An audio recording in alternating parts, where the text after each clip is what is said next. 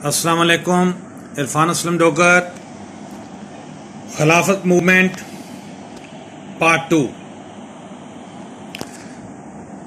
देखें, जिस तरह मैंने आपको पॉइंट 1 और 2 में बताया कि सब कॉन्टिनेंट में जो मुस्लिम हैं उन्होंने खिलाफत मूवमेंट जो है इसका भरपूर अंदाज से इसको बैकअप किया। क्यों किया, वो तमाम वजूहात मैंने बयान की। अब मैं मकासद बयान करूंगा कि इस मूवमेंट के मकासद क्या थे। 3 बुनियादी मकासद थे इस मूवमेंट के, खिलाफत मूवमेंट के 3 बुनियादी आप समझ लें कि पॉइंट थे जिनको इस मूवमेंट की बुनियाद पे कामयाब बनाना चाहते थे जो मुस्लिम है सब कॉन्टिनेंट के।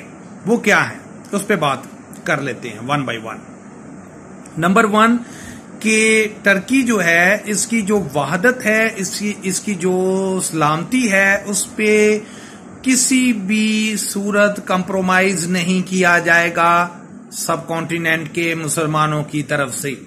इसकी जो हद और हदूद हैं उन्हें एज इट इज ही रहने दिया जाएगा। उसको अलहदा उसके हिस्से नहीं किए जाएंगे, अलहदा हिस्सों में उसे नहीं बांटा जाएगा। तो पहले नंबर पे तो हमारी ये डिमांड थी इस मूवमेंट के हवाले से। नंबर 2, मुसलमानों ने सब कॉन्टिनेंट में खिलाफत मूवमेंट के अंदर रहते हुए मुतालबा किया अंग्रेज से कि टर्की जो है इसका जो खलीफा है उसको रिमूव नहीं किया जाएगा, उसको उसके ओहदे से नहीं हटाया जाएगा। वो एज इट इज अपनी जिम्मेदारियां, अपनी रेस्पॉन्सिबिलिटीज जो हैं टर्की के हवाले से उनको परफॉर्म करेगा।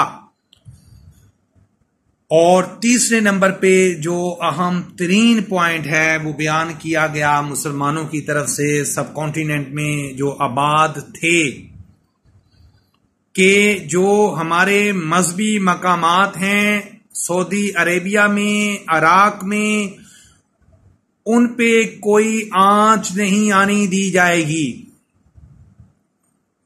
मैं इसको वजाहत में बता देता हूं कि इन इलाकों में, जी हां, आप कह लें कि मक्का है, मदीना है, इन इलाकों में इत्तेहादी फौजों को, गैर मुस्लिम फौजों को किसी भी हालत में इजाजत नहीं दी जाएगी कि वो इन इलाकों में एंटर हों, इन इलाकों में आएं। क्योंकि तमाम दुनिया के जो मुस्लिम हैं और जो सब कॉन्टिनेंट के मुस्लिम हैं उनकी जितनी भी आप कह लें कि मजहबी अटैचमेंट है वो इन इलाकों से है, तो इस पे कोई भी कंप्रोमाइज नहीं किया जाएगा। तो ये 2 जो हैं मकासद 3 वो जो हैं बयान किए गए इस मूवमेंट में। और जितनी भी एक्टिविटीज इस मूवमेंट के अंदर परफॉर्म की गई हैं सब कॉन्टिनेंट में मुसलमानों की तरफ से, वो भी मैं आपको 1 बाय 1 जो है वो बताता हूं। देखें, इस चीज को आपके माइंड में होना चाहिए कि मुस्लिम जो हैं वो हुकूमत में कोई आला ओहदों पे मौजूद नहीं है। इवन उन्हें बरतानिया ने और हिंदुओं ने उन्हें साइड लाइन किया हुआ है। उन्हें तमाम अहम तर जिम्मेदारियों से दूर किया हुआ है। वो पहले ही उनकी जो लाइफ है वो बड़ी ही आप समझ लें कि डिप्राइव है। उन्हें बड़े मसले मसाइल का सामना है अपनी लाइफ जो है उसको आगे पहले ही फुलफिल करने में, जो सब कॉन्टिनेंट के मुस्लिम थे। बावजूद इन तमाम बातों के कि उनके मजहबी हवाले से मसाइल चल रहे थे, हिंदुओं से, अंग्रेजों से तालीमी मसाइल मौजूद थे, सेहत के हवाले से, जॉब के हवाले से, समाजी मसाइल हैं, ये तमाम चीजें पहले से ही मौजूद थीं। उसके बावजूद, इन तमाम चीजों के बावजूद जो सब कॉन्टिनेंट के मुस्लिम थे उनके तमाम जज्बात जो हैं, उनके तमाम जो आप कह लें कि फीलिंग तमाम थी वो टर्की के अवाम के साथ थी। वो क्या है, देखो, गरीब होने के बावजूद, गुर्बत होने के बावजूद उन्होंने अपना जो भी उनके पास छोटी बड़ी जो भी रकम मौजूद थी वो उन्होंने डोनेट कर दी, डोनेट की उन्होंने कि ये हमारे टर्की में जो बहन भाई हैं उनको पहुंचा दी जाए, उनको हेल्प आउट किया जाए। और अगर किसी फैमिली के पास कोई गोल्ड मौजूद है, चांदी मौजूद है, करेंसी मौजूद है किसी भी फॉर्म में, तो उन्हें भी उन्होंने जमा करवा दिया कि जो है इन चीज़ों को जो है वो टर्की की माली अमदाद के लिए भेजा जाए। उसके अलावा जितने भी वो तमाम इलाके जहां मुसलमानों की आबादियां थीं, जैसे मौजूदा हमारा जहां मुल्क मौजूद है अपना, ये तमाम का तमाम जो है जनूबी जितना भी हमारा वतन है, पंजाब जिसमें मौजूद है, KPK मौजूद है, सिंध मौजूद है और बंगाल का इलाका, ये तमाम इलाकों में बड़े बड़े पैमाने पे लोगों के हजूम जो हैं उनको जमा किया गया और स्पीचेस वहां दी गई और जो बरतानिया है उस पर दबाव बनाया गया। उनको बताया गया कि आपने कोई भी ऐसा काम, जैसे मकासद बयान किए हैं, अगर आपने उससे हटके कोई काम भी किया तो वो मुसलमान जो हैं उनकी तरफ से इसको मुसलमानों के लिए वो काबिल कबूल नहीं होगी और मुसलमानों की तरफ से आपको भरपूर अंदाज से जवाब दिया जाएगा सब कॉन्टिनेंट में। तो वो चाहे हुकूमती मामलात को चलाने में मामला प्रॉब्लम आए, वो सिविल नाफरमानी हो, ये तमाम चीजें मौजूद थीं। उसके अलावा बेपनाह अंदाज से मुसलमानों को जेलों में बंद किया गया और इवन ये कहा जाता है कि उस टाइम जेलें जो हैं वो मुसलमानों की वजह से जेलों में इतनी प्लेस भी ना रही कि जो आम कैदी हैं उनके लिए उन्हें जेलों में भेजा जाए।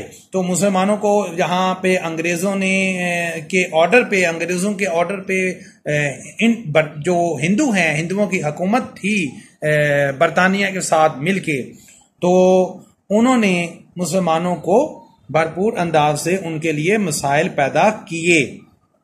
लेकिन जो हमारे MBBS अगर कोई चंद थे मुसलमान, तो उन्होंने भी वहां जाके टर्की में जाके अपना भरपूर रोल अदा किया। अगर अद्वियात घरों में मौजूद थी, चाहे वो पेन किलर ही क्यों ना हो, तो इवन जो भी घरों में चीजें मौजूद थी मुसलमानों के, वो भी उन्होंने डोनेट की। इसी तरह चारपाइयाँ हैं, बर्तन हैं, खाने पीने की ड्राई फ्रूट की चीज़ें हैं। उसके अलावा अगर मैं ये कहूँ कि चारपाइयाँ हैं, रज़ाइयाँ हैं, ये तमाम वो चीज़ें जो घर में आम घरेलू सतह पे यूज़ की जाती हैं। तो वहाँ पे जंग के बाद जो हालात थे वहाँ ये तमाम चीज़ें जो हैं ईमान मुसलमानों ने इनको डोनेट कर दिया कि जो हमारे टर्की के बहन भाई हैं उनको ये चीज़ें पहुंचाई जाएं। उनको इस टाइम हमारी जो मदद है उसकी ज़रूरत है। उसके अलावा देखें जो मुसलमान हैं उनके जो न्यूज़पेपर थे उसमें मौलाना जफ़र अली खान साहब का जिम्मेदार, उसके अलावा जो है वो हमदर्द न्यूज़पेपर जो है, इन्होंने भी ये जो न्यूज़पेपर है बेटा, इन्होंने बहुत एक पॉजिटिव रोल अदा किया और इन्होंने जो मुस्लिम अवाम हैं उनको ज़हनों में एक तूफान पैदा कर दिया कि आपने टर्की के जो वहादत है, सालमियत है, वहाँ की अवाम है, खलीफा है, उनको बचाने के लिए अपना भरपूर रोल अदा करना है, जो उन्होंने अदा किया। और जिसकी बुनियाद पे जो है वो मैं आगे चल के आपको बताऊंगा भी पॉइंट नंबर 5 में कि हमारे जो 3 मकासद थे उनमें से 2 जो हैं वो तो फुलफिल नहीं हुए, वो तो अंग्रेज ने हमारी बात नहीं सुनी, लेकिन एक जो है उसमें उन्होंने हमारी बात सुनी कि गैर मुस्लिम फौजें जो हैं, इत्तेहादी फौजें जो हैं, वो मक्का और मदीना में वो हमारे मुसलमानों के मजहबी जो मकामात थे टर्की में उनमें वो एंटर नहीं होंगे और वो नहीं हुए। तो इतना दबाव उन पे खिलाफत मूवमेंट की वजह से बना। तो ये एक बहुत बड़ी अचीवमेंट थी इस मूवमेंट में। आगे चल के मैं आपको पॉइंट नंबर जो 5 है और 6 है वो पार्ट 3 में बताऊंगा। अल्लाह हाफिज।